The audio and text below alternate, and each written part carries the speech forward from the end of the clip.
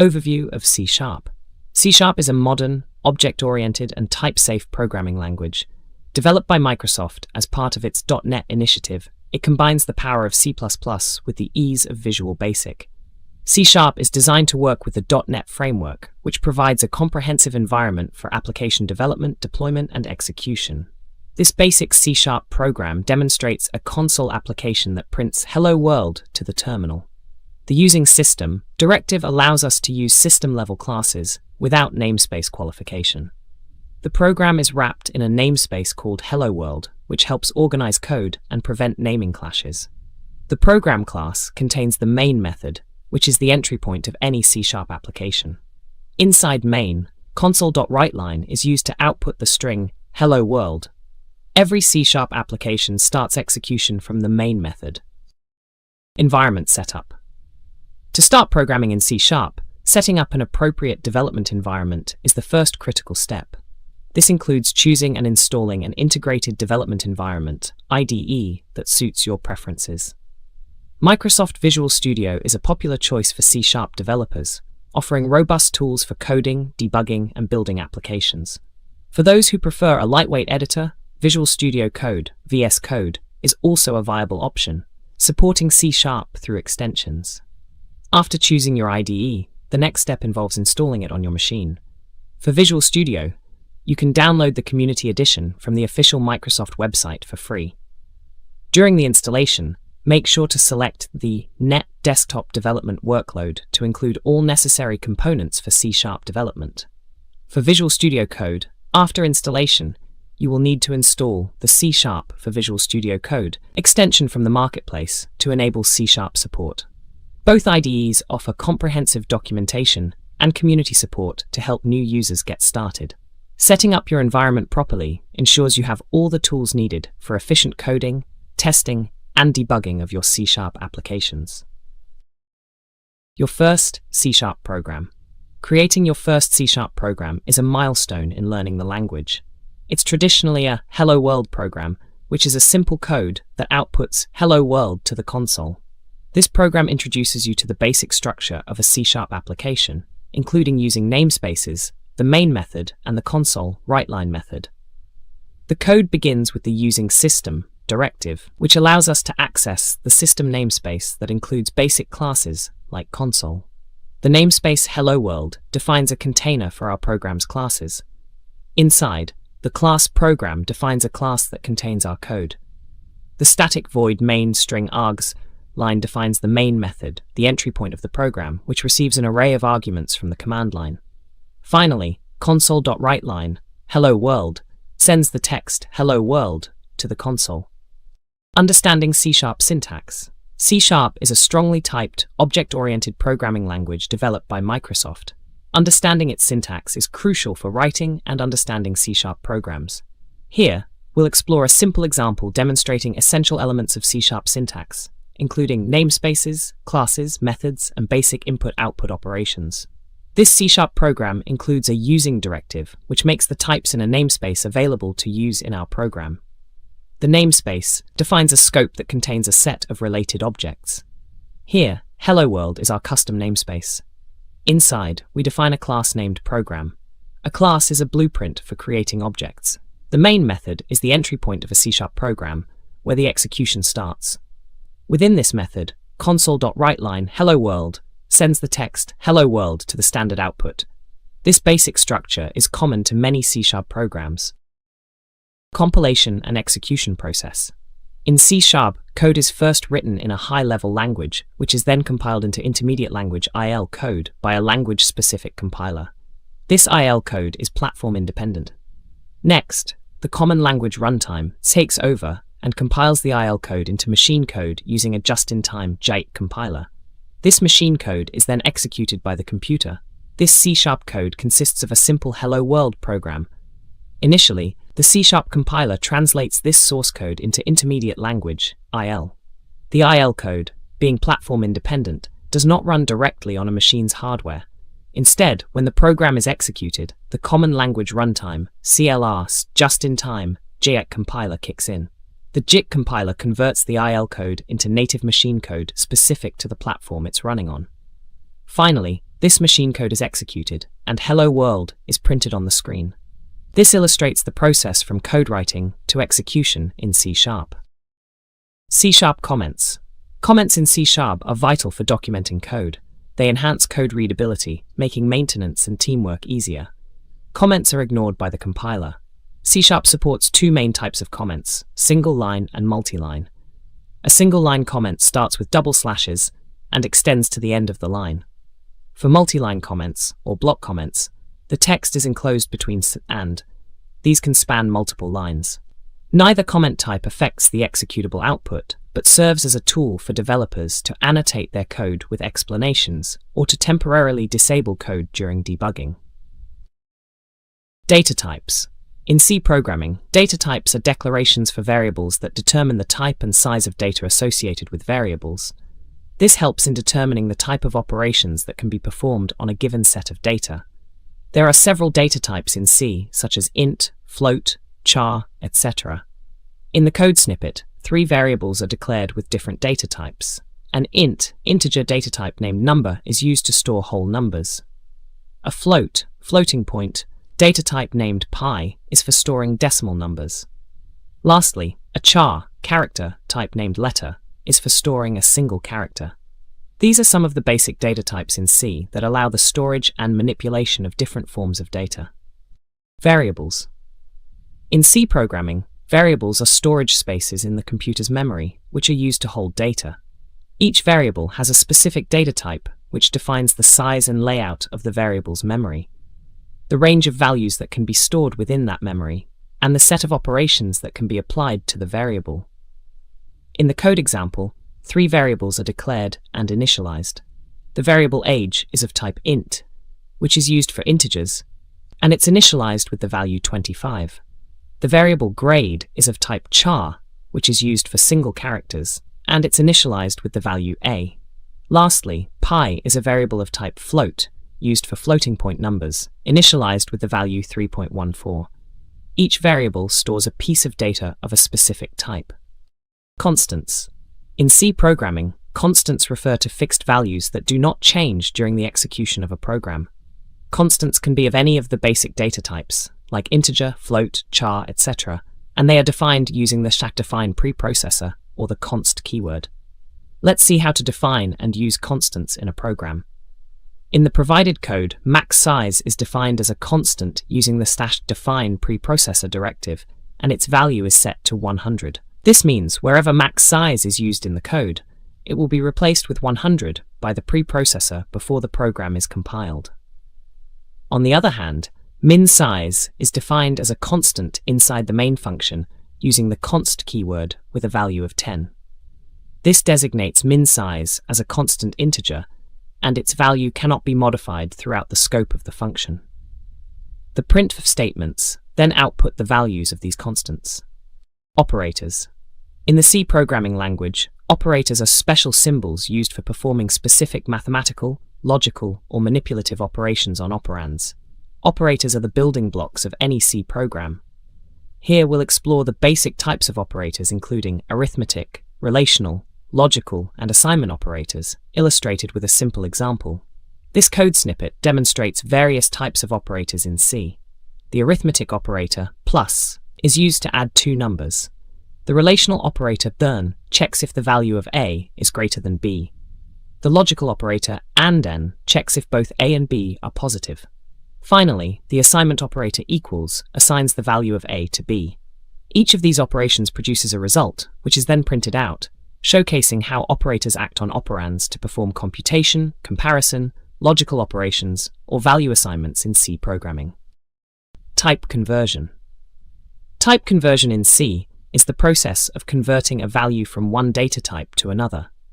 This can be done implicitly by the compiler or explicitly by the programmer using casting. Implicit conversion happens automatically when passing values between different types that are compatible, while explicit conversion, casting, allows the programmer to convert values between types that may not be implicitly convertible, or when you want to ensure the type of the operation's outcome. In the code example, there are 2 variables I of type int and f of type float. The expression int f is an example of explicit type conversion, casting, converting the float f to an integer before adding it to I. Although I and f could be added directly, resulting in a float due to implicit conversion, casting f to an int here ensures the result of the addition is an integer. The result of the operation is stored in the variable result, which is also of type int.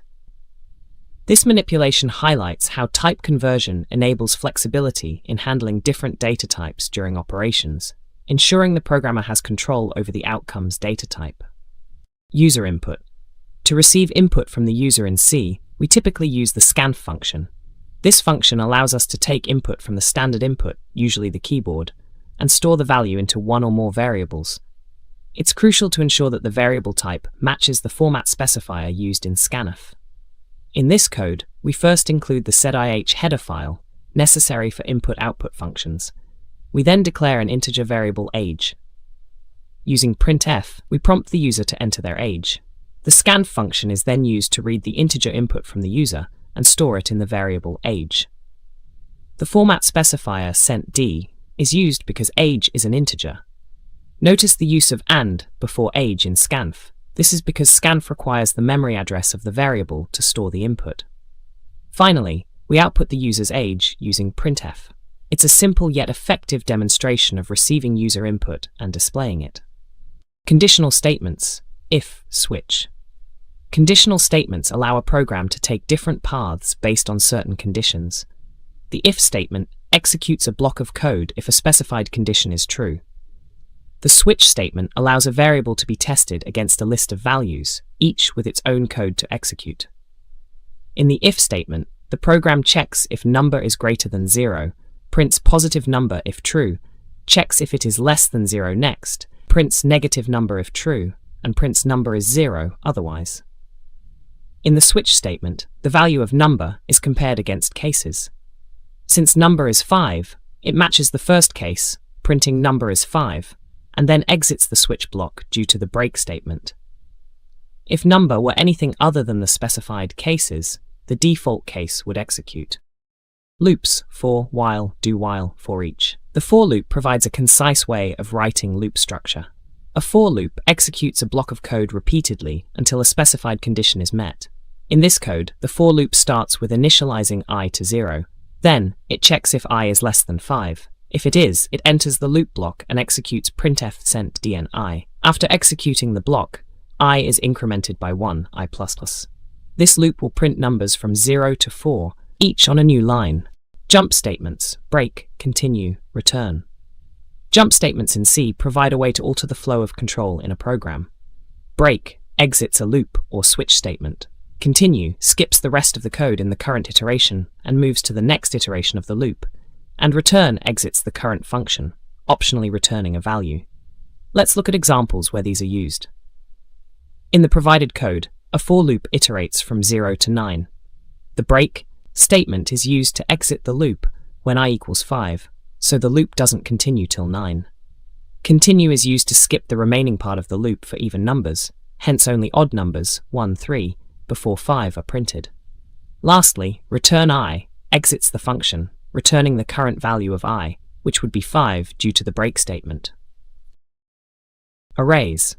An array is a collection of items stored at contiguous memory locations. The idea is to store multiple items of the same type together. This makes it easier to calculate the position of each element by simply adding an offset to a base value, i.e., the memory location of the first element of the array, generally denoted by the name of the array.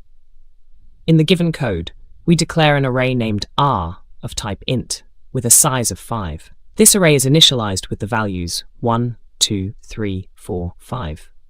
The loop iterates over the array, using the index I to access each element by its position in the array. The printf function then prints each value to the console. This demonstrates how to declare, initialize, and access the elements of an array in C. The indexing of the array starts at 0, so the first element is accessed with RR0. Strings. In C, strings are arrays of characters terminated by a null character 0. They are used to store text. Unlike some languages that have built-in string types, C treats strings as arrays of characters, requiring engagement with pointers and memory management to manipulate them effectively. This code snippet demonstrates how to declare and initialize a string in C. The greeting variable is an array of characters with space for 6 elements, 5 letters of the word hello, and a null terminator, 0, signaling the end of the string. The print function is then used to print the string. The CentS format specifier in printf tells the compiler that the corresponding argument is a string. The code outputs the word hello to the console. Remember, the null terminator 0 is crucial for printf to know where the string ends. Without it, printf could read past the array's end, leading to undefined behavior. Structs. In C, a struct or structure is a complex data type that allows us to group variables of different types under the same name. This makes it easier to manage and use data by combining related properties together. For instance, if we want to store information about a book, we can group its title, author, and number of pages in a struct. Here's how to define and use a struct in C.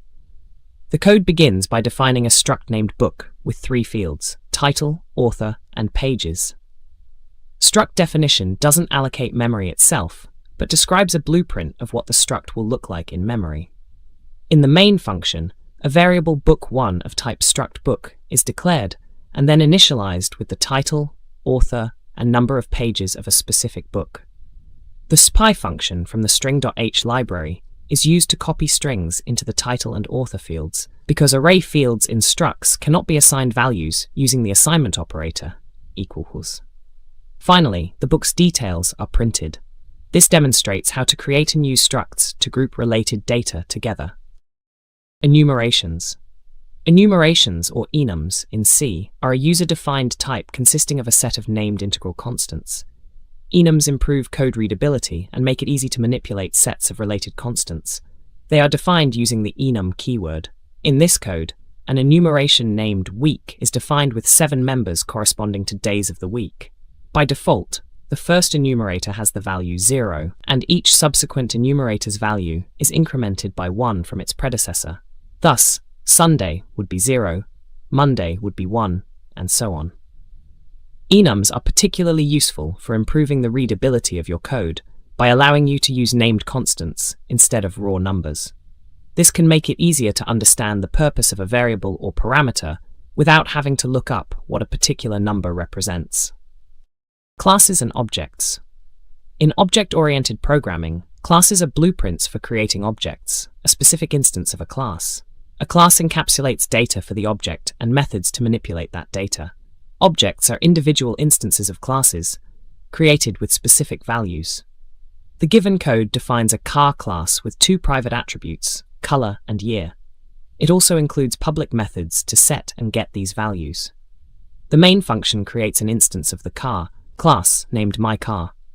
Through this object, we set the car's color to red and the year to 2020. Finally, we retrieve and print these values. This demonstrates how classes encapsulate data and functions into a single entity, object, promoting data abstraction and encapsulation, key concepts in OOP. Properties. In languages that support OOP, properties are a way of combining fields, variables, and methods, functions, to create a single element of a class. They allow for controlled access, both getting, reading, and setting, writing, to the data of an object. Properties improve data encapsulation and provide a cleaner, more flexible interface for interacting with an object's fields. In this C# example, a private field name is encapsulated within the person class. The name property allows external code to access or modify the name field indirectly. The get accessor returns the value of name, and the set accessor assigns a new value to it. This controlled access ensures that the internal representation of the name field can be changed without affecting the external code that uses the property, providing both encapsulation and flexibility. Please note that direct property access in C isn't natively supported as shown, but similar behavior can be achieved through function calls. Methods. In OOP, methods are functions defined inside a class that operate on the data contained in the objects of that class. Methods provide a way to interact with an object's internal state, its attributes, or to perform operations relevant to that object. In the provided code, a class named car is defined with an attribute speed. It includes 2 methods, setSpeed and displaySpeed. setSpeed is a method that takes an integer parameter and assigns it to the speed attribute of the class, essentially allowing you to change the speed of the car. DisplaySpeed is a method that prints the current speed to the console. An instance of car named myCar is created, and its speed is set to 100 using the setSpeed method. Finally, myCar calls DisplaySpeed to print its speed. Constructors and Destructors. In C++, constructors and destructors are special member functions of a class. A constructor is automatically called when an object is created, initializing it. It shares the name with the class. A destructor, vice versa, is called automatically when an object is destroyed, to clean up. It's named with a tilde/ followed by the class name. Constructors can be overloaded, but destructors cannot. The code defines a class myClass with a constructor and a destructor. The constructor prints constructor called when an object of myClass is instantiated, and the destructor prints destructor called when the object goes out of scope or is explicitly deleted. In main, an instance obj of myClass is created, automatically invoking its constructor. As the program exits and object goes out of scope, the destructor is triggered. Inheritance. Inheritance allows a class to use properties and methods of another class. The class whose properties are inherited is called the base or parent class, and the class that inherits the properties is called the derived or child class. This enables code reusability and hierarchical classification. In the code snippet, animal is the base class containing the method eat. Dog is a derived class that inherits from animal, gaining access to the eat method. Additionally, dog introduces its own method, bark.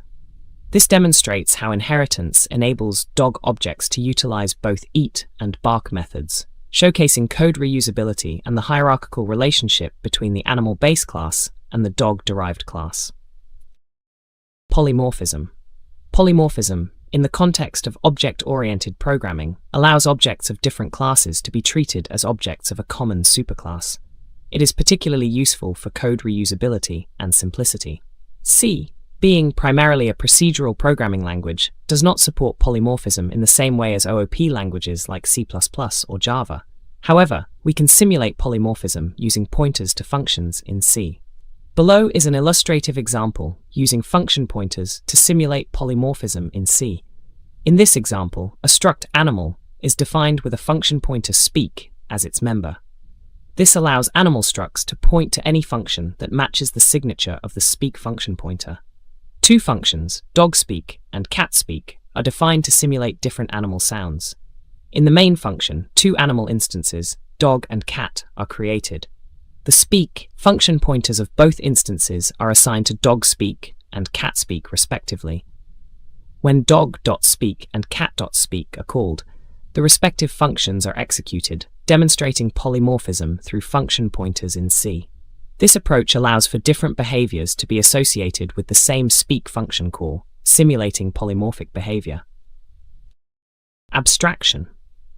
Abstraction in programming is the concept of hiding the complex reality while exposing only the necessary parts. It's like using a TV remote to change channels without needing to understand the internal workings of the TV. In C, while there's no direct support for object-oriented concepts like abstraction, we use structures and function pointers to simulate it. In this code, printer is a struct representing a generic printer with a function pointer print as its member. This function pointer can be assigned any function that matches its signature, allowing for different printing behaviors. Print to console is a function that takes a string and prints it. Within main, we create a printer instance, assign print to console to the print function pointer, and use it to print a message. This demonstrates abstraction by allowing the user to use different printing methods without changing the main code structure. Interfaces. In C, interfaces as known in languages like Java or C# aren't directly supported due to its procedural nature. However, we can simulate interface behavior using structures, structs, that contain pointers to functions. This allows objects, again, simulated using structs, to implement interfaces by defining functions that match the signature specified in the interface struct.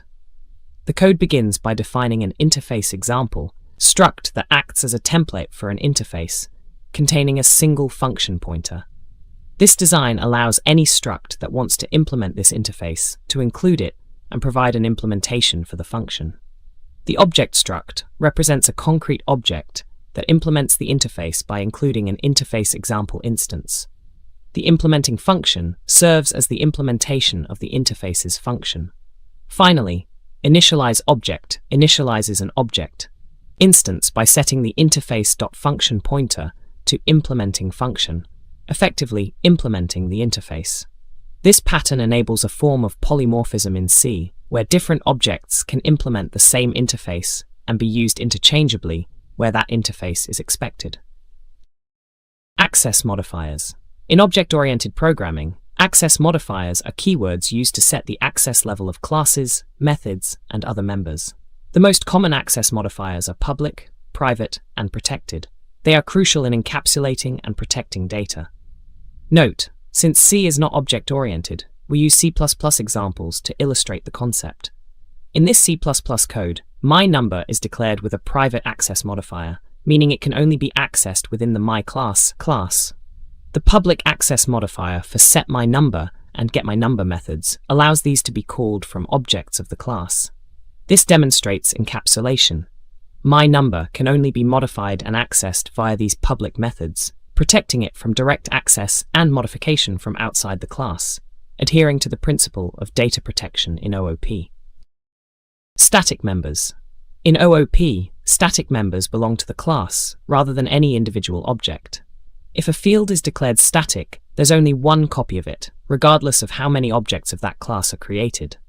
Static methods can be called without creating an object of the class.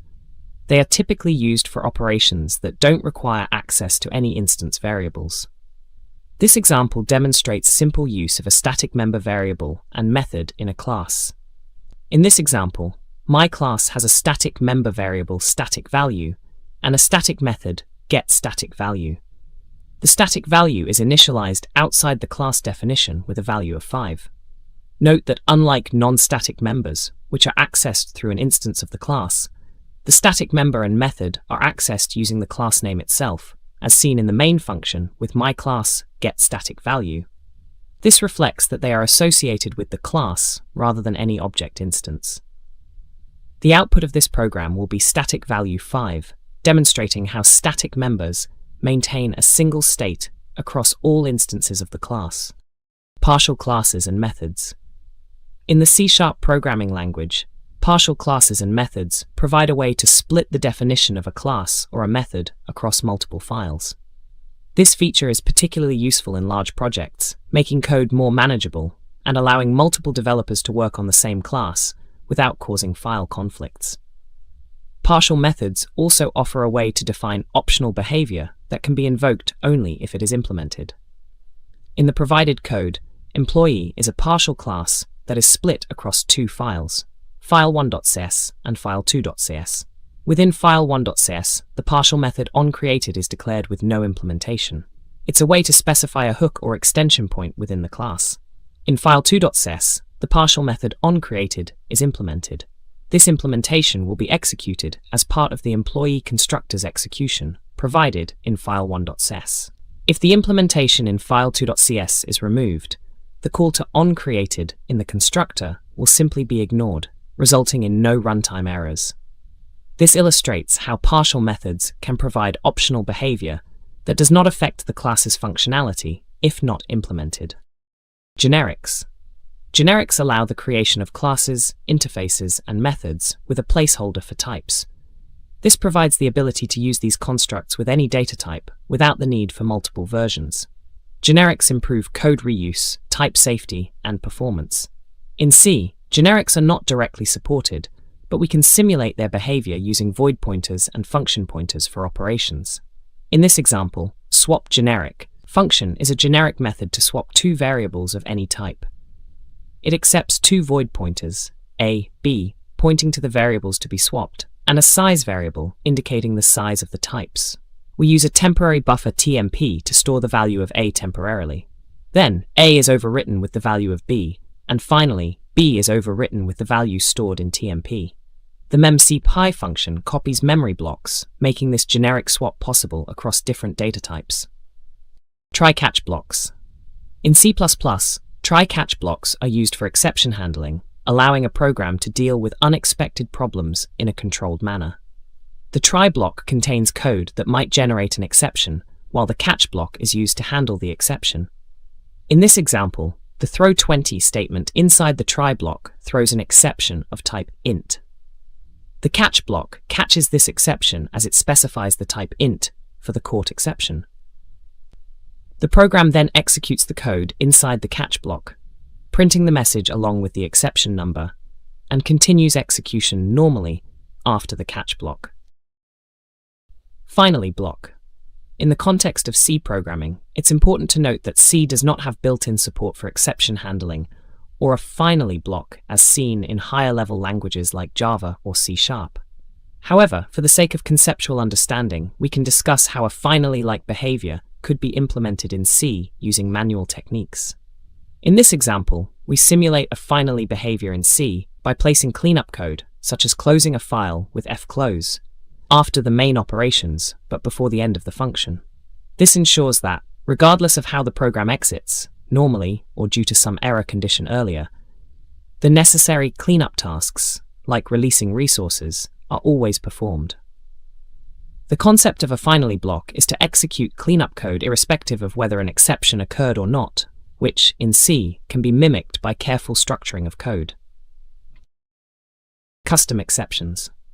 In C, unlike some higher-level languages like C++ and Java, exception handling isn't built into the language. However, we can simulate custom exceptions using a combination of functions, setJMP and longjmp, provided by setjmp.h.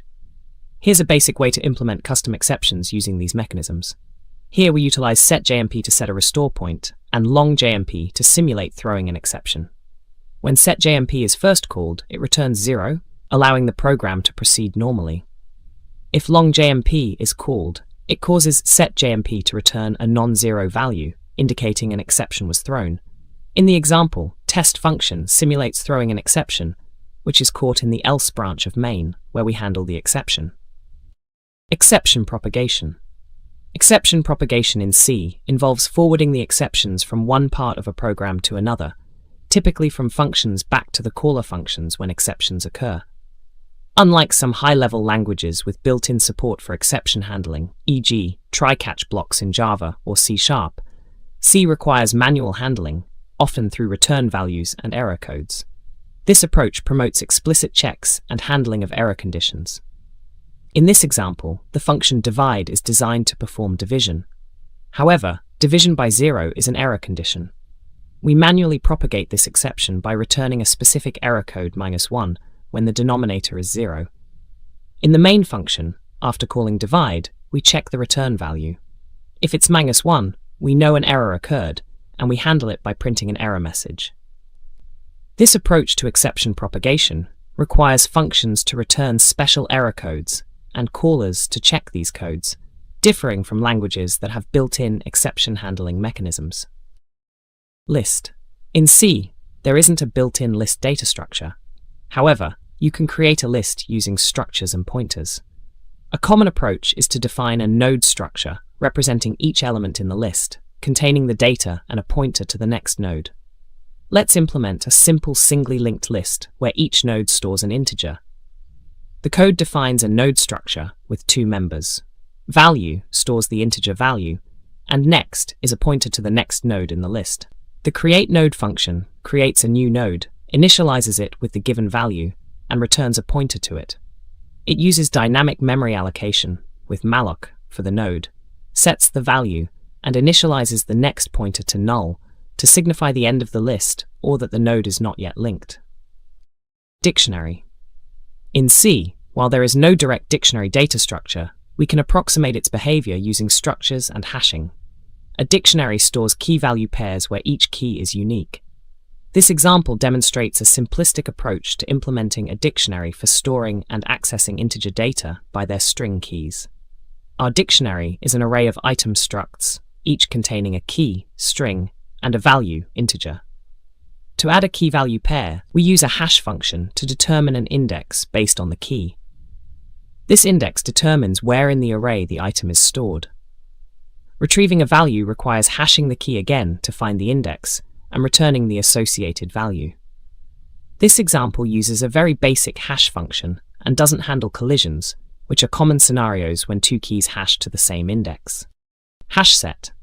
In C, Hashset is not a built-in data structure. However, we can mimic its behavior using other data structures. Hashset is usually used to store unique elements, providing fast insertion, lookup, and deletion operations. Here, we use a simple array and binary search technique to demonstrate a basic version of Hashset functionality. This example doesn't cover collision handling or dynamic resizing, which are critical in a full-fledged Hashset implementation. In this simple Hashset example, we define an array Hashset of a fixed size to represent the set. The insert function adds a value to the set by marking its corresponding index in the array with 1, assuming the value is within the bounds of the array. The contains function checks if a value is in the set by verifying whether its index in the array is marked as 1. This basic approach is limited by the fixed size of the array and does not handle cases where two different elements could hash to the same index, collisions. Nonetheless, it illustrates the core concept of storing and checking for the presence of unique values. Queue. In C, a queue is a linear data structure that follows a particular order in which operations are performed. The order is first in, first out, FIFO. This means that the element added first will be the first one to be removed. C does not have a built-in support for queues, but we can implement them using arrays or linked lists. Here we'll see a simple array implementation of a queue. The queue is implemented using an array named items of a fixed size. The front and rear variables track the first and last elements in the queue, respectively.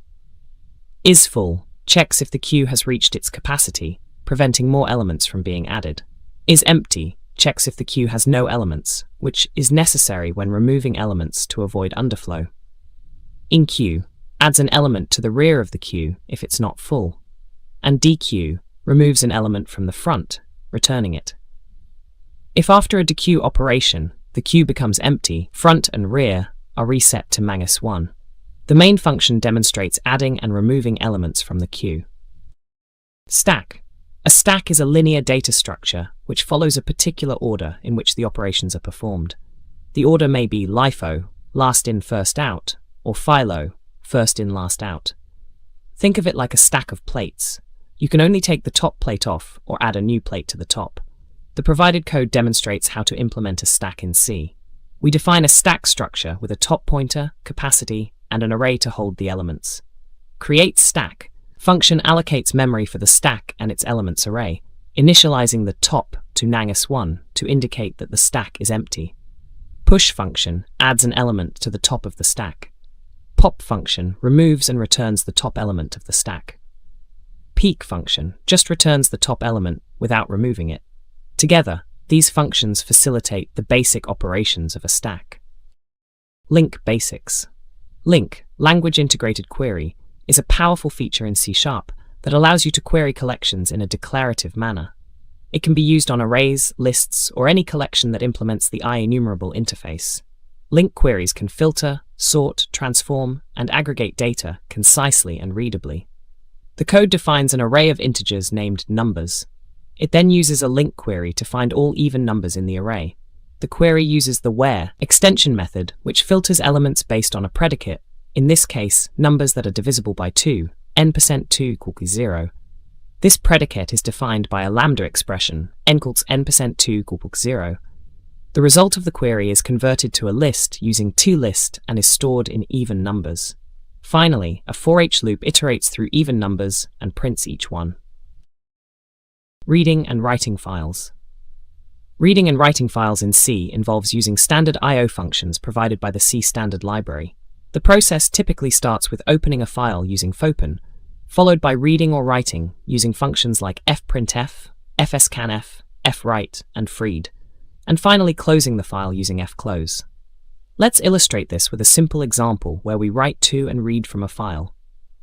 This code demonstrates basic reading and writing operations for files in C.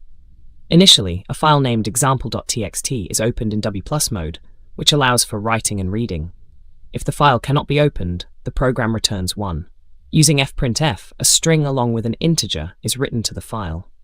To read back the content, fseek is used to move the file pointer to the beginning of the file. The fscanf function then reads the text into a buffer. Finally, the read content is output to the console using printf, and the file is closed using fclose. File information. In C, obtaining information about a file involves using the stat structure and stat function. The stat structure holds file attributes such as size, modification time, and permissions. The stat function populates this structure with details about a specified file. Let's look at how to use these to get basic file information. This code snippet demonstrates how to fetch and display basic file information using the stat structure and stat function. The stat function takes a file name as its first parameter and a pointer to the stat structure as its second. It fills the provided stat structure with data about the file. We then access these data fields, such as st_size for file size in bytes, st_mode for file permissions, and st_mtime for the last modification time, and print them. If stat fails, it returns n1, which we check with an if statement, exiting early if necessary. Directories and directory information. In C, directories and directory information can be accessed and manipulated using the dirent.h library. This library provides the means to read directories and retrieve information about each file contained within them through a structure named struct_dirent and functions like opendir, readdir, and closedir. Here's a basic example demonstrating how to list files within a directory. This code snippet opens the current directory using opendir and assigns it to a dir pointer d. It then reads each entry in the directory using readdir inside a loop, which returns a pointer to a struct_dirent. This structure contains information about files in the directory, including their names, dname. Each file name is printed to the standard output until no more files are found in the directory, at which point readdir returns null and the loop ends. Finally, closedir is called to close the directory stream and free resources. This example demonstrates a straightforward way to list all files in a directory. Streams. In C, a stream refers to an abstraction of a sequence of bytes, such as an input stream or output stream, that can be used for data input and output. The standard input, output, and error streams are automatically provided for each program, but additional streams can be opened for files, devices, or other sources or destinations of data. This example demonstrates the use of stdin, standard input stream, to read a line of text from the user. The fgets function reads up to one less than the number of characters specified by the second argument from the specified stream, stdin in this case, into the array pointed to by the first argument. It stops reading after an EOF or a new line. If a new line is read, it is stored into the array. The program then uses printf to display the text entered by the user. This illustrates how streams facilitate reading from and writing to different data sources and destinations in a standardized way. Serializing and deserializing. Serializing involves converting a data structure or object state into a format that can be easily saved to a file or transmitted. Deserializing is the reverse process, where we convert the saved format back to the original data structure. In C, this is often done using file operations like fwrite and fred. The code demonstrates serializing and deserializing a simple structure called record with fwrite and freed. A record instance is created and initialized, then written, serialized, to a binary file using fwrite. It's essential to open the file in a mode that supports writing binary data, WB+. After writing, rewind is used to reset the file's position indicator to the beginning for reading. Next, we read deserialize the data back into another record instance and print it to confirm the process worked as expected. Closing the file with fclose is crucial to ensure there are no memory leaks or data corruption. Delegates. A delegate in C# is similar to a function pointer in C or C++. It holds a reference to a method and can call the method it references. This allows methods to be passed as parameters and assigned to variables.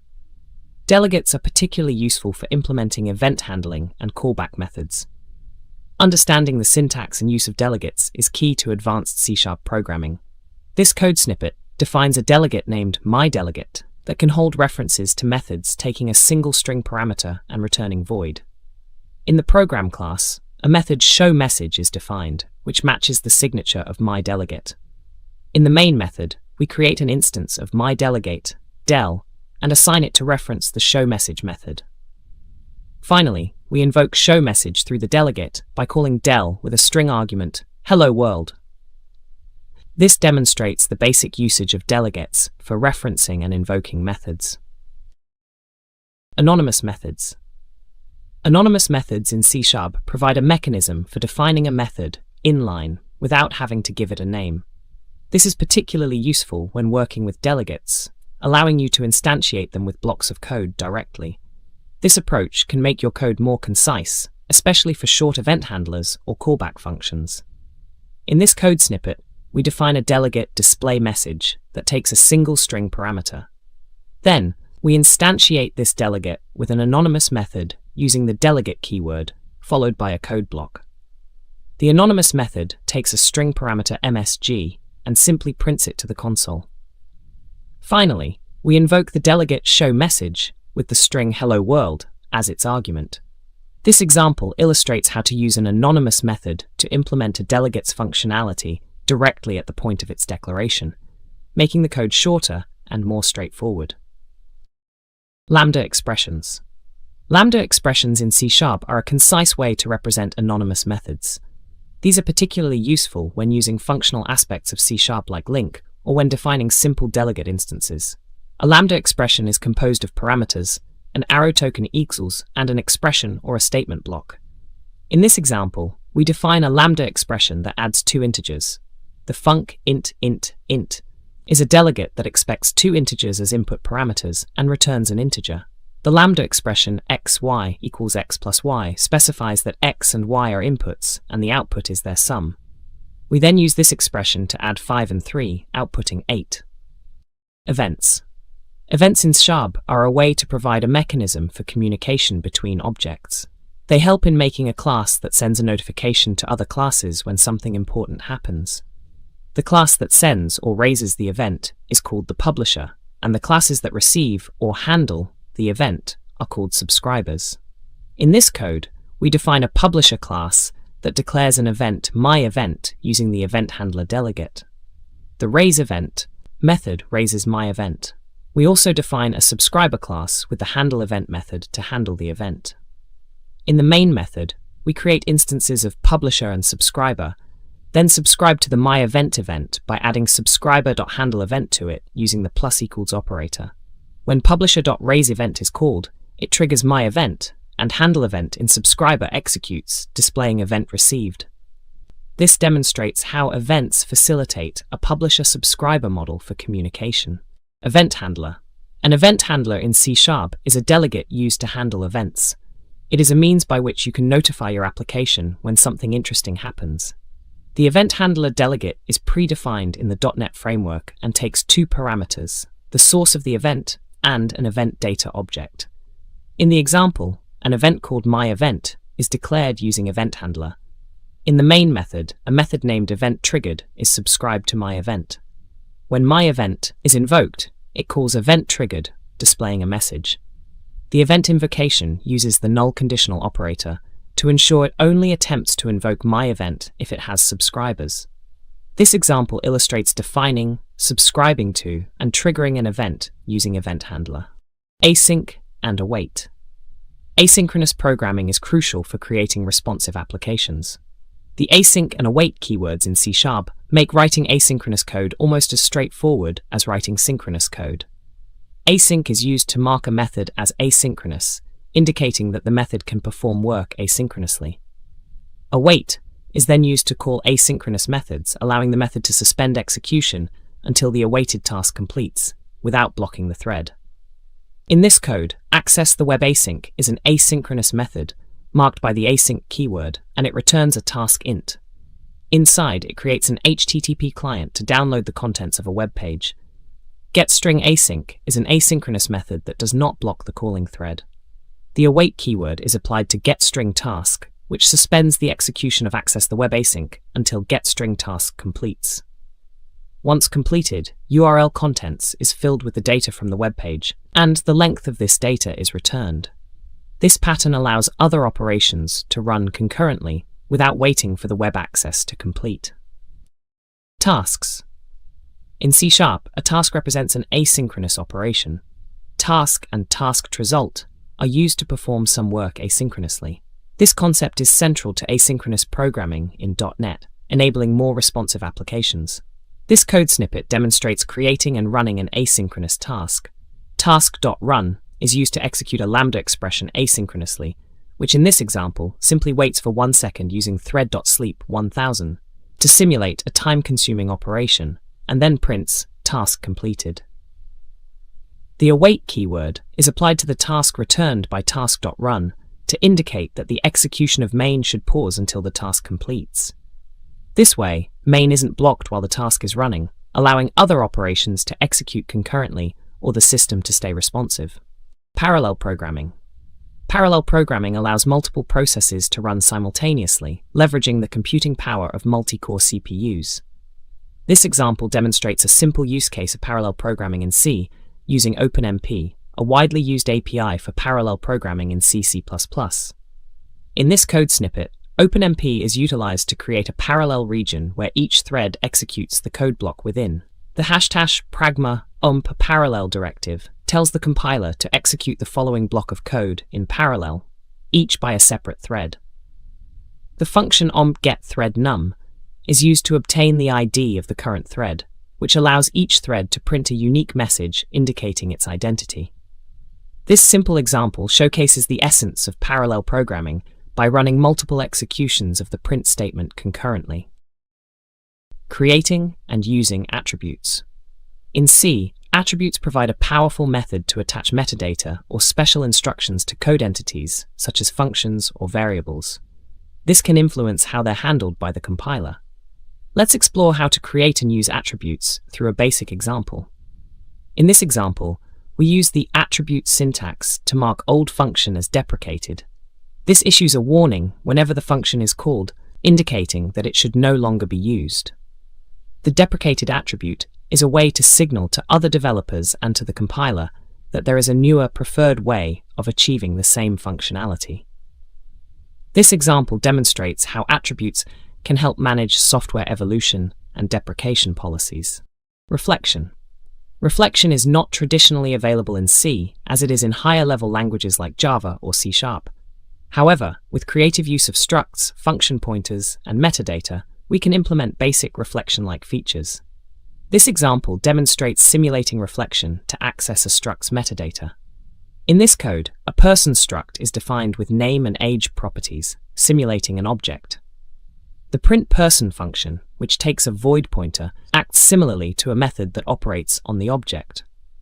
Casting the void pointer to a person pointer allows access to the struct's properties, emulating polymorphic behavior.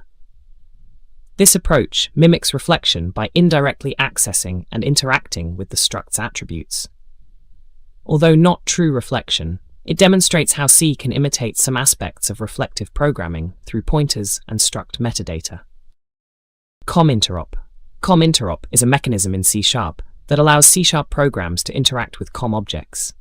COM, Component Object Model, is a platform-independent, distributed, object-oriented system for creating binary software components that can interact.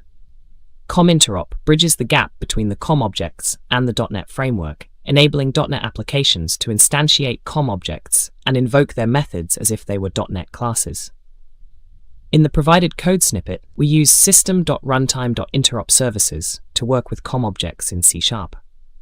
First, we define an interface for the COM object by specifying its GUID, globally unique identifier, which is a unique identifier for the COM component we want to interact with. The GUID attribute is used to associate the COM interface's GUID with our .NET interface definition. This enables our .NET application to recognize the corresponding COM object. By defining methods within this interface, such as ComMethod, we can call these methods on the COM object as if it were a .NET object, thus enabling interoperability between COM components and .NET applications. PInvoke. Platform Invocation Services, PInvoke, is a mechanism that allows C# or other .NET languages programs to call C++ functions present in unmanaged libraries. This is crucial for using existing native code libraries directly from .NET.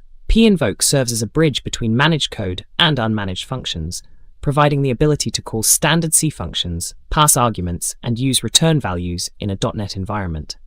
In the provided code snippet, we declare a method messagebox with the DLL import attribute, specifying user32.dll as the source DLL. This is a classic example of PInvoke, where we're calling the Windows messagebox function from within a C# program. The DLL import attribute is crucial, as it tells the runtime the name of the DLL and sets character set and calling conventions. In main, we call messagebox with arguments that follow its expected parameters. This demonstrates calling an unmanaged function from user32 in a managed .NET environment seamlessly. Memory management and garbage collection. In C, memory management is a critical aspect of programming, especially since there's no built-in garbage collection, as seen in languages like Java or Python.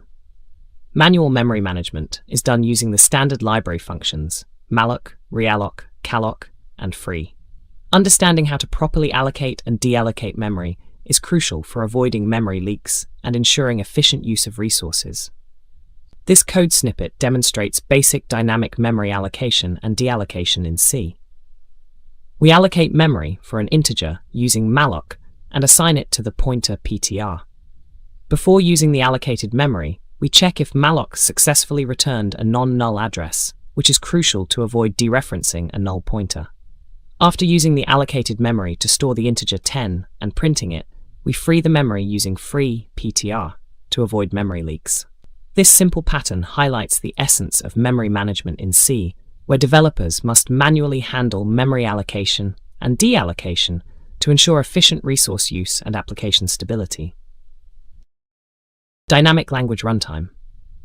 The dynamic language runtime (DLR) concept is not directly applicable in the context of C programming, as it relates more to environments like .NET, which support dynamic languages. The DLR enables languages to execute dynamically typed operations more efficiently by providing dynamic type system and dynamic method dispatch.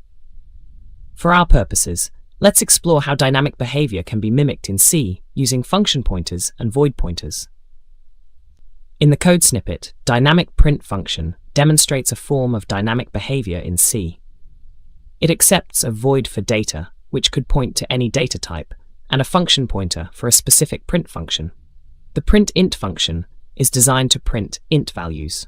By using function pointers void, print function, voidter, we simulate dynamic method dispatch by passing different functions for different data types. The cast-in data then casts the void to inter to correctly interpret the data. This pattern mimics dynamic behavior by enabling functions to handle data and operations at runtime, somewhat resembling the DLR's dynamic method dispatch. TPL, Task Parallel Library. The Task Parallel Library, TPL, is a set of public types and APIs in the system.threading and system.threading.tasks namespaces. The purpose of the TPL is to make developers more productive by simplifying the process of adding parallelism and concurrency to applications. The TPL scales the degree of concurrency dynamically to most efficiently use all the processes that are available. Below is an example demonstrating how to use the TPL to run a simple task that prints a message. In this example, task.factory.startNew is used to create and start a new task. The Lambda expression calls equals console.writeLine hello from TPL task defines the work the task performs, which in this case is simply writing a message to the console. The wait method is called to ensure the main thread waits for the task to complete before exiting. This example shows how to execute a basic task asynchronously using the TPL, which can be beneficial for performing CPU-bound operations, I/O operations, or any other operations that can be run in parallel to improve performance. Unsafe code and pointers. In C, pointers allow manipulation of memory directly.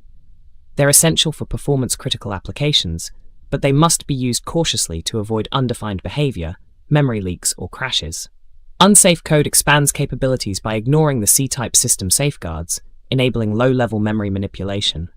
This is useful for systems programming, interfacing with hardware, or calling functions in other programming languages. This code snippet demonstrates basic pointer usage in C. The int var variable holds an integer value, 20. A pointer ptr is declared to hold the address of var using the AND operator.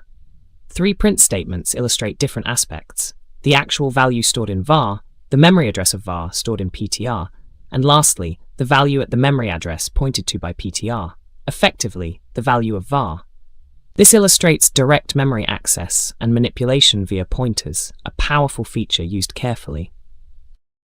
Custom collections. In C, creating custom collections, such as dynamic arrays or linked lists, involves structuring data and managing memory manually. This example illustrates a simple dynamic array for integers, allowing for initialization, addition of elements, and cleanup. This code defines a dynamic array structure with an integer pointer to elements and integers to track its capacity and size. Init dynamic array initializes the array with a predefined capacity, allocating memory for it. The add function appends an item, doubling the capacity if needed, via realloc. Finally, free dynamic array releases the allocated memory, preventing memory leaks. The use of pointers, dynamic memory allocation with malloc and realloc, and manual size tracking embody key aspects of managing custom collections in C. Advanced LINQ. LINQ, Language Integrated Query, is a powerful feature in C# that allows for expressive and concise querying of data sources. Advanced LINQ extends beyond basic queries to involve more complex operations, such as custom aggregations, dynamic queries, and the use of expressions for maximum flexibility. In this example, we'll explore querying a collection with a custom sorting logic. The code demonstrates sorting a list of strings first by the length of the string in descending order, and then alphabetically in ascending order if the lengths are equal. Order by descending sorts the elements based on the length of each string, making the longest string appear first. Then by is a subsequent ordering applied to elements that are considered equal by the initial ordering. Here, it alphabetically sorts strings of the same length. This double sorting logic is achieved through method chaining in LINQ, showcasing its power in creating complex queries in a readable manner. .NET assemblies. In .NET, assemblies are compiled code libraries used for deployment, versioning, and security. They can be executables .exe or libraries.dll and contain metadata about the types and resources within. Here we'll explore a simple example of how to view assembly information using C#. Dependency injection. Dependency injection, DI, is a design pattern used to implement IOC, inversion of control, allowing for more modular and testable code. In C, DI can be achieved through the use of function pointers and structures to inject dependencies rather than hard-coding them within functions or modules. This increases flexibility and decouples components. In the code example, a database structure is defined with 2 function pointers, read and write, representing operations possible on a database. This structure is used to inject an actual database implementation into the useDatabase function without hard-coding the specific database operations. The main function demonstrates creating a database instance with specific implementations of read and write operations, and then passing this instance to useDatabase. This showcases dependency injection by decoupling the useDatabase function from specific implementations of database operations, enhancing modularity and allowing for easier testing. Unit testing in C#. Unit testing is a key aspect of software development, allowing developers to ensure that individual parts of their applications work as expected. In C#, unit tests can be created using frameworks like NUnit or MSTest. Let's focus on an example using NUnit to test a simple method.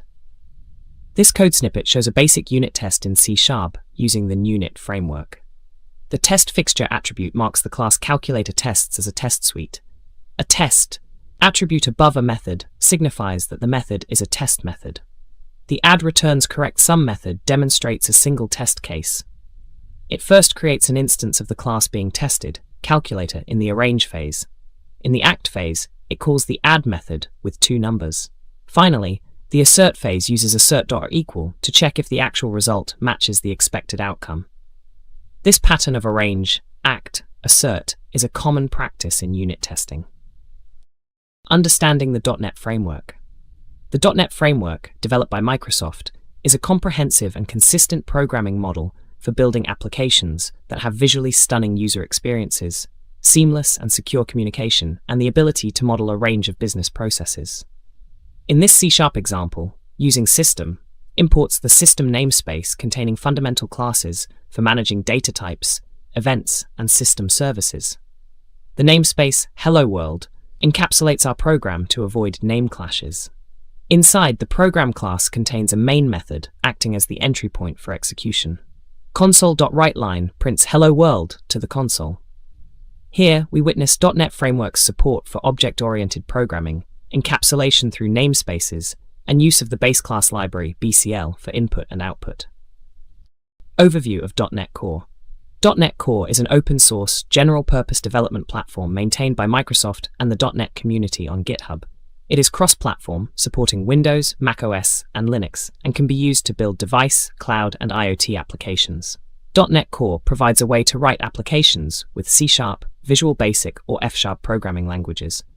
The above code snippet is a simple Hello World application in C#. When executed, it prints the text Hello, .NET Core to the console. This illustrates how straightforward it is to create applications with .NET Core, demonstrating its accessibility for developers. .NET Standard. .NET Standard is a formal specification of .NET APIs that are intended to be available on all .NET implementations. The goal of .NET Standard is to facilitate code portability across different .NET environments such as .NET Framework, .NET Core, and Xamarin. It acts as a base class library, BCL, that all .NET platforms implement, ensuring that developers can create libraries that are usable across multiple applications, minimizing platform-specific code. This example illustrates a simple .NET Standard library piece of code. It's a basic console application that writes a greeting message to the console. It's not using any APIs outside of what the .NET Standard specifies, ensuring it remains portable across the .NET implementations. The console.WriteLine method is part of the .NET Standard API, demonstrating the use of a universal API available in different environments. This code could be compiled and run without modification in .NET Framework, .NET Core, or any platform that supports the .NET Standard version used. Migrating from .NET Framework to .NET Core. Migrating an application from .NET Framework to .NET Core involves understanding the compatibility between the libraries and APIs used in your .NET Framework application with their .NET Core counterparts. It often starts with the analysis of project dependencies, updating project files, and making necessary changes to the code to accommodate the differences between the two platforms. The .NET Portability Analyzer command is used to analyze a .NET Framework solution, in this case, mysolution.sln, for its compatibility with .NET Core. It generates a report outlining the APIs that are not supported in .NET Core, helping developers identify the parts of the application that need modification.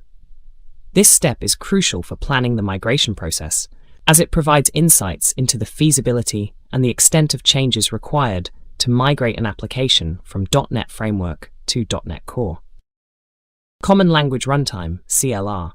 In the context of the .NET Framework and .NET Core, the Common Language Runtime, CLR, serves as the execution engine that manages running applications. It provides services such as memory management, type safety, exception handling, garbage collection, and more, which facilitate a seamless execution environment for .NET applications. This piece of C# code exemplifies a simple .NET application that prints Hello World to the console. Upon execution, the CLR takes over by loading the program, executing the compiled instructions within the main method, and managing the resources used by the application. The CLR's role is pivotal in executing the assembly code, managing memory allocation for the application objects, and ensuring type safety and security. Through the process called just-in-time (JIT) compilation, the CLR converts the compiled MSIL Microsoft Intermediate Language code into native machine code right before the application runs, optimizing performance by executing native code directly on the CPU. Framework libraries. The .NET platform, including both .NET Framework and .NET Core, comes with a vast collection of libraries. These libraries provide a wide array of functionalities, from basic system operations to complex web development and data access. They are the building blocks for developing applications in .NET. Here, we'll explore how to use a simple library function from the system namespace to read and display a file's contents. In this code snippet, we utilize the system and system.io namespaces, which are part of the .NET Framework libraries. The file.readAllText method from the system.io namespace is used to read the contents of a file located at C example.txt. This method reads all the text from the file and stores it in the string variable named text. Then, the content of text is displayed on the console using console.writeLine. This showcases a practical use of the .NET Framework libraries, leveraging pre-built functionalities for file operations and output. Global Assembly Cache, AC. The Global Assembly Cache, GAC, is a machine-wide code cache that stores assemblies specifically designated to be shared by several applications on the computer. This concept is essential for understanding how .NET manages shared libraries. Let's explore how to view the contents of the GAC. The given code snippet involves using the GAC-util tool, a command-line utility used for managing the assemblies in the Global Assembly Cache. The mash-l option lists all the assemblies currently installed in the GAC.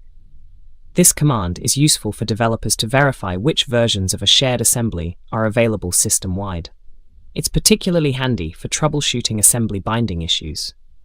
A.NET Basics. ADO.NET is a data access technology from the Microsoft .NET framework, providing communication between relational and non-relational systems through a common set of components. It is a set of classes that expose data access services to .NET programmers.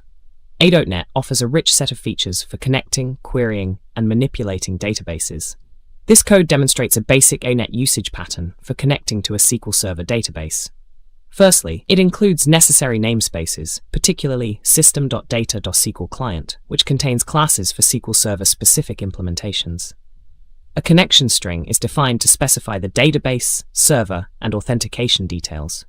The SQL connection class is used to create a connection using the provided connection string. The using statement ensures that the connection is properly disposed of, avoiding resource leaks. The connection is opened using connection.open, and after performing database operations, which are not shown for brevity, the connection is closed with connection.close. Finally, console messages are printed to indicate the status of the connection. Entity Framework Basics. Entity Framework (EF) is an open-source object relational mapping (ORM) framework for .NET applications. It enables developers to work with a database using .NET objects, abstracting away the underlying database details. Basics of EF include understanding DB context, DB set, and how to perform CRUD operations. In the code snippet, blogging context inherits from DB context, representing a session with the database, enabling querying and saving data. dset blog is a collection of blog entities. Entities like blog are classes that map to database tables. Blog ID and URL are columns in the database. LINQ to SQL. LINQ to SQL is a component of .NET Framework that provides a runtime infrastructure for managing relational data as objects. It eliminates the need for manually writing a lot of the data access code. Here's a basic example of querying a database using LINQ to SQL. This code demonstrates a LINQ to SQL operation by defining a product class mapped to a products table in a database. The table and column attributes link the class properties to their corresponding table and columns in the database. A data context object is then instantiated with a connection string representing the database context. A LINQ query filters products by name, and the results are looped through and printed.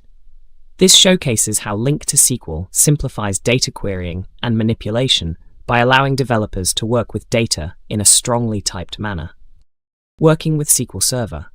To interact with SQL Server from a C application, you typically use a library such as ODBC, Open Database Connectivity. This example demonstrates how to establish a connection to a SQL Server database and execute a simple SQL query using ODBC. Before running this code, ensure you have the ODBC library installed and properly configured on your system. This code begins by including necessary headers for ODBC functions. It then declares handles for environment, connection, and statement that are used throughout the ODBC operations. The process starts by allocating an environment handle and setting it for ODBC3 support. Next, a connection handle is allocated, setting the stage for the connection to the database with your credentials. A statement handle is allocated for executing SQL commands. The code here executes a simple select statement to fetch data from your table. It's essential to handle the return data appropriately, although this example doesn't delve into fetching and processing the results. Finally, the code concludes by freeing all the allocated resources and disconnecting from the database, ensuring a clean and resource leak-free execution. CRUD operations. CRUD stands for create, read, update, and delete, which are the four basic functions of persistent storage, e.g. databases. In this context, we'll implement CRUD operations using C and an SQLite database. SQLite offers a lightweight, file-based approach to database management system, making it an excellent choice for learning database interactions in C. The code snippet demonstrates how to open and close a connection to an SQLite database in C using the SQLite 3 library. First, it includes necessary headers. Then, it defines the main function where it declares a pointer to the SQLite 3 structure. It attempts to open a database connection with SQLite 3 open, which requires the name of the database file, test.db, and the address of the pointer to SQLite 3. If the connection is successful, it prints a success message. If unsuccessful, an error message is printed. Finally, it closes the connection to clean up resources. ASP.NET Core Basics. ASP.NET Core is a cross-platform, high-performance framework for building modern, cloud-based internet-connected applications. With ASP.NET Core, you can create web apps and services, IoT apps, and mobile backends. We'll start with creating a simple web app to understand the basics. This code snippet represents basic ASP.NET Core application setup. It defines a program class with a main method, which is the entry point of the application. The host.createDefaultBuilder sets up some default settings. The configureWebHostDefaults method is used to set up the web server's default configurations, such as Kestrel as the web server. Inside configureWebHostDefaults, the configure method sets up the request processing pipeline with a single middleware component. This middleware responds to every request with Hello World. The app.run method is a terminal middleware that writes Hello World to the HTTP response. This simple application demonstrates how to start building web apps with ASP.NET Core. MVC pattern in ASP.NET. The MVC, Model View Controller pattern in ASP.NET separates an application into three main components: model, view, and controller. This pattern helps achieve a separation of concerns, which makes the application easier to manage and scale. The model represents the application data and business rules, the view displays the data, UI, and the controller handles the input from the users. Let's see a basic example of how to set up a simple MVC project in ASP.NET. In this code snippet, we create a simple controller in an ASP.NET MVC application. The controller is named Hello World Controller and derives from the base class controller. We define two action methods, index and welcome. The index action method returns the default view associated with the action. By convention, ASP.NET looks for a view file named index.chtml in the views/hello world directory. The welcome action method returns a simple string directly. This basic example demonstrates how controllers manage the flow of data between the model and view, responding to user input accordingly. Creating web APIs. We'll explore the basics of creating a simple web API using Python's Flask framework. Flask is a lightweight WSGI web application framework designed to make getting started quick and easy, with the ability to scale up to complex applications. For this example, we'll create an API that returns a simple message. This code snippet creates a basic Flask app that launches a web server on your local machine. The app.route/hello methods get. Decorator defines a route/hello that listens for GET requests. When this URL is accessed, the Hello World function is called, returning a dictionary with a key message and a value Hello World. Flask automatically converts this dictionary into a JSON response. Running the app.run debug true, starts a local development server that can be accessed via a web browser to test the API. Entity Framework Core. Entity Framework Core, EF Core, is an object relational mapper, ORM for .NET, allowing developers to work with databases using .NET objects, eliminating the need for most of the data access code that developers traditionally need to write. EF Core supports LINQ queries, change tracking, updates, and schema migrations. We'll look at a basic example of how to define a model and perform a database operation, The code defines a simple EF core model with a blogging context DB_context class and a blog entity class. DB_context represents a session with the database, allowing querying and saving data. DB_set_blog represents a collection of blog entities. OnConfiguring method configures the database to use, in this case a SQL Server database defined by your connection string. The blog class defines the entity with blog ID as its primary key and URL, as a property to store the blog URL. This setup forms the foundation for any application that uses EF Core to interact with a database. Razor Pages.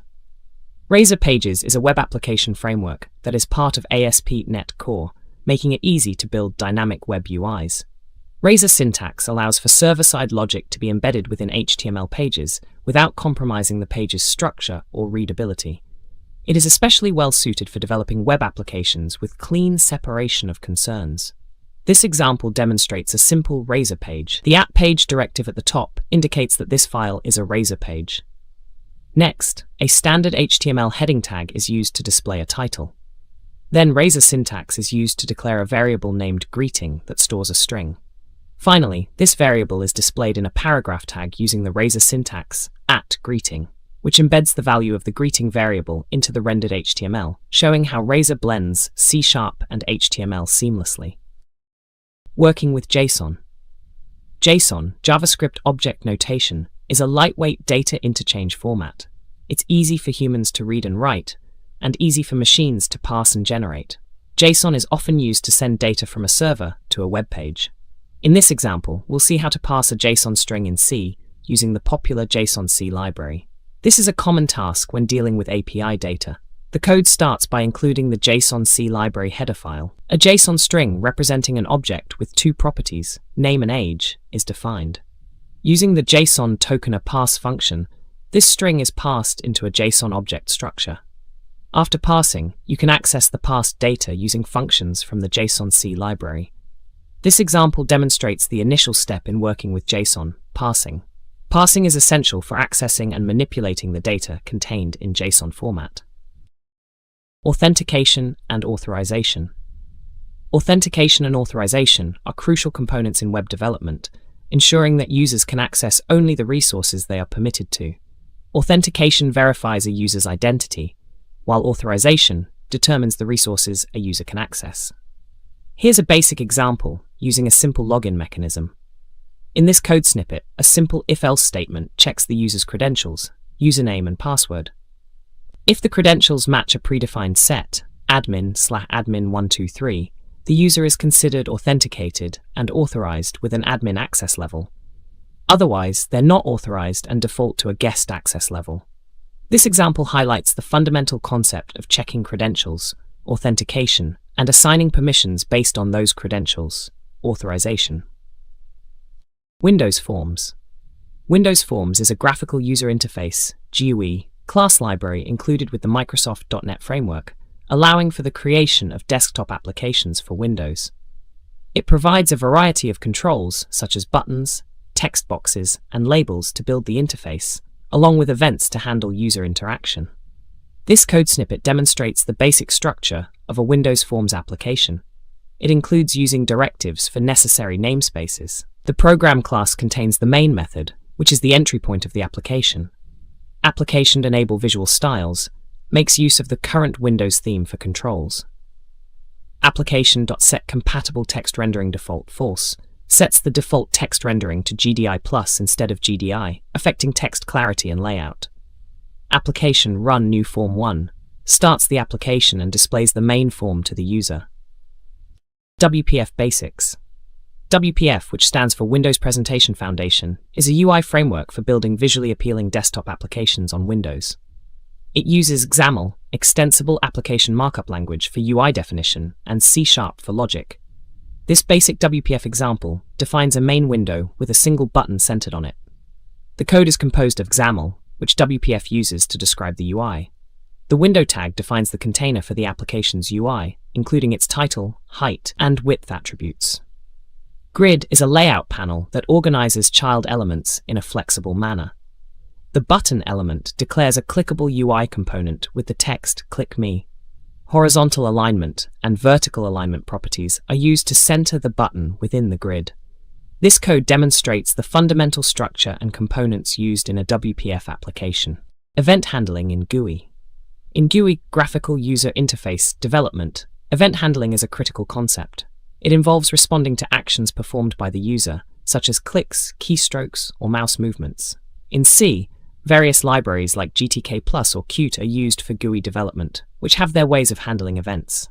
Below is an example using the GTK+ library to handle a simple button click event. The sample code demonstrates a basic GTK+ application with a window containing a single button. When compiled and run, the application will display a window with a Click Me button. The gSignalConnect function connects the clicked signal of the button to the onButtonClicked callback function.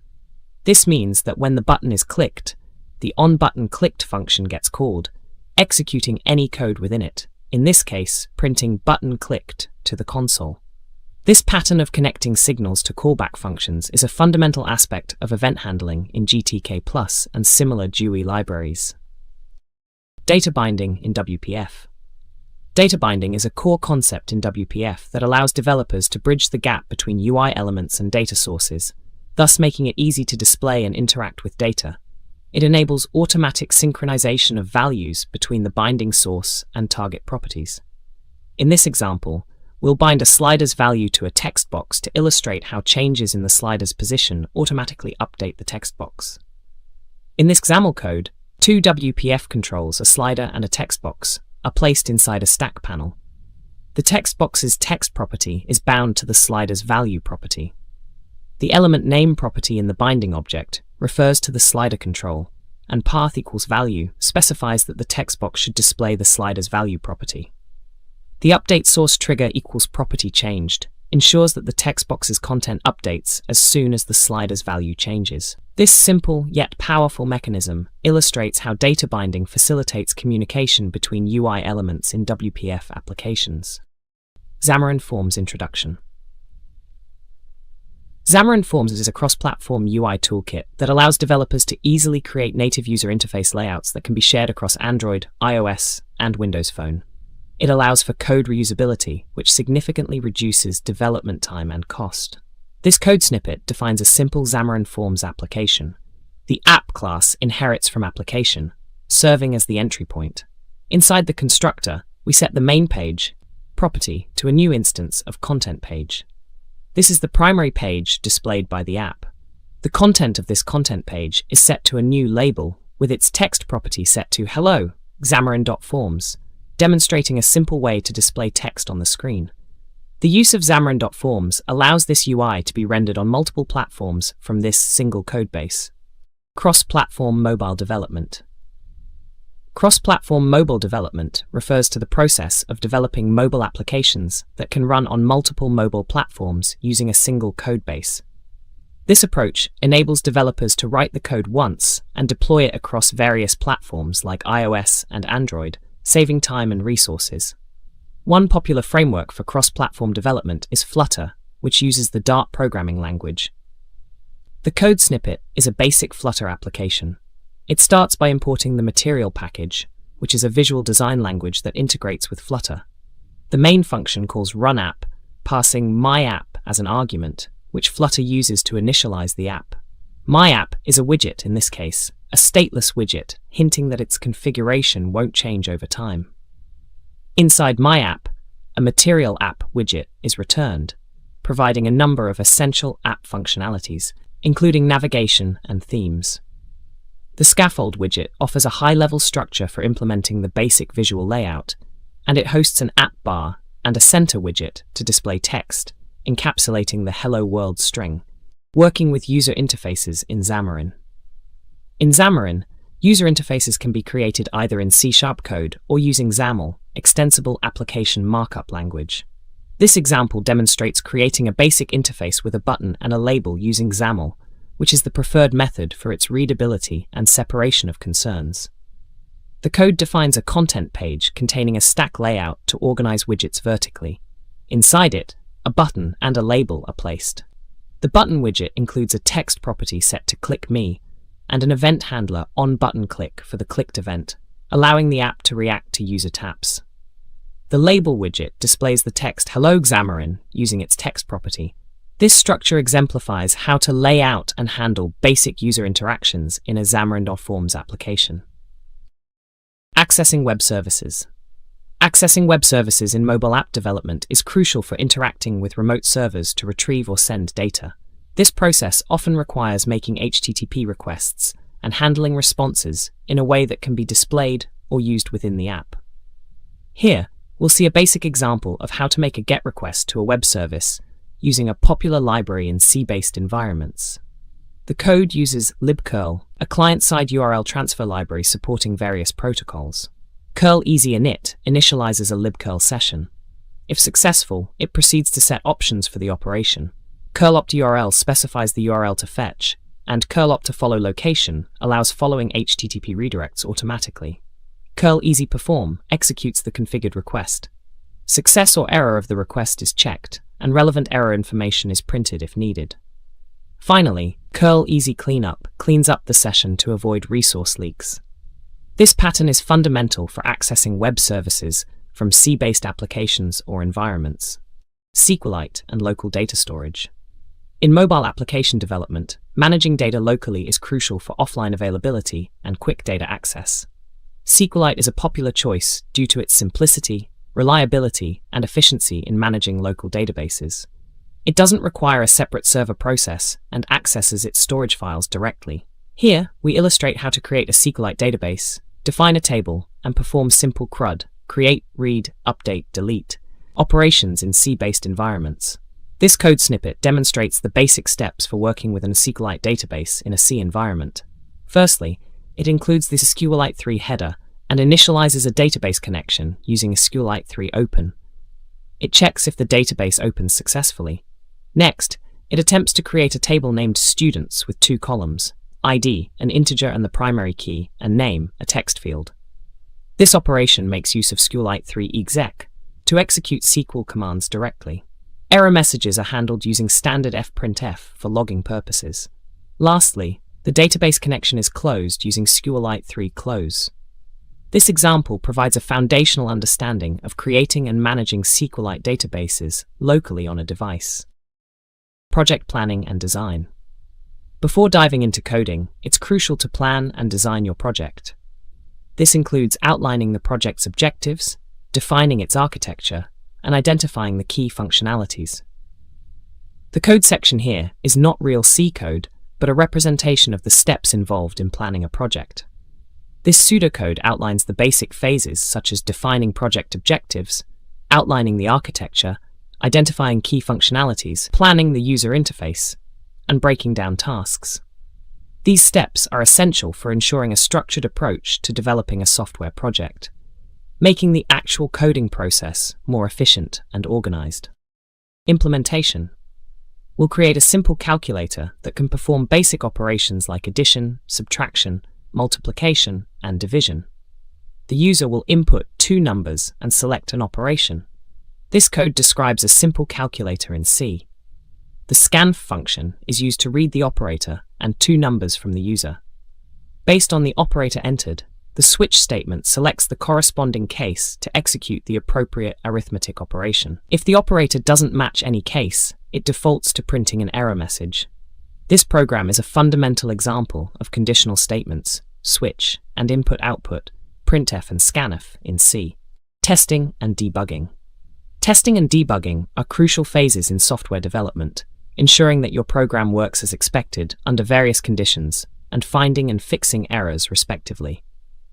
The focus will be on basic techniques useful in the C programming language.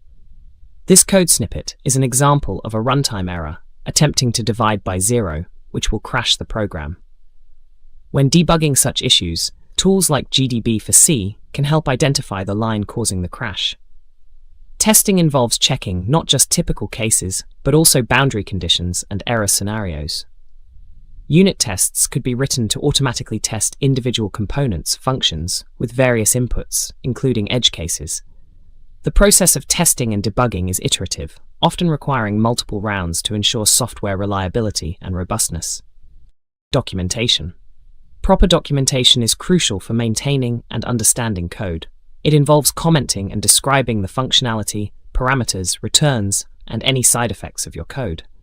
This helps others and your future self to quickly grasp the purpose and workings of the code without having to decipher every line. In the given code, documentation is provided in the form of a multi-line comment above the function addNumbers.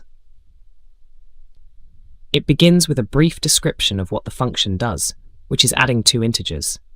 Then, it details the parameters x and y, explaining that they are the integers to be added.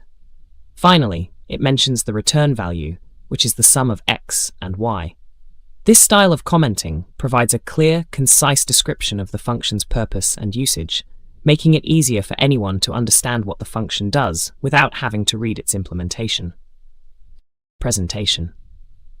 In this final project, we'll focus on displaying data in a clear and concise manner. The goal is to implement a C program that takes a set of numbers as input, calculates their average, and presents the result in a formatted output.